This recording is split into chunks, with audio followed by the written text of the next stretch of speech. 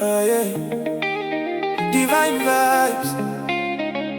Marindiri pano Dinzona si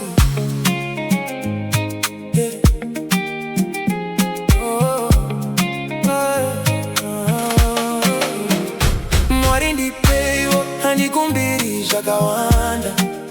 Kana maropa fatso au yandi dzokere shure yeah. Marindi peyo Dasimuka kuva pasi Vavengi vangu vachaona vachati zvaita sei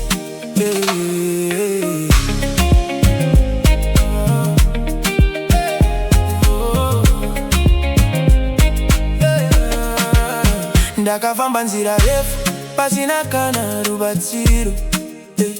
vanhu vachindiseka vachiti handizosviki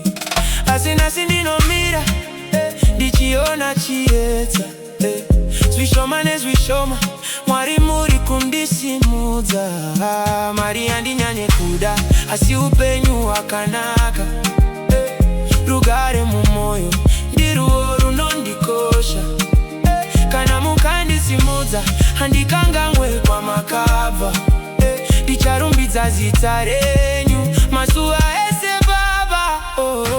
Mwari ndipeiwo handikumbiri zvakawanda kana maropa fadzo auya handidzokere shure Mwari ndipeiwo ndasimuka kuva pasi vavengi vangu vachaona vachati zvaita sei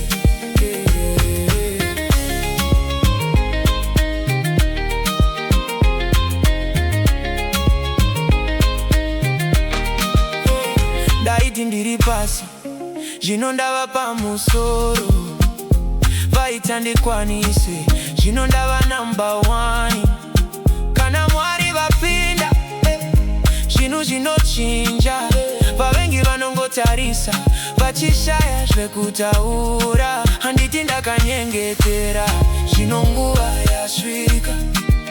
zvandaimirira zvave kuuya zvichitevera kana mikova yavhurika handidi kudzokera ndinoenda mberi chete ndichifara upenyu kana nguva yasvika hapana nomisa zvakanyorwa kudenga zvinoonekwa pasi Mwari kana vataura zvinoitika chete ndinozvibata ndichiti ndatenda baba Mwari ndipeiwo handikumbiri zvakawanda nhasi ndafara maropa fadzo auya Mwari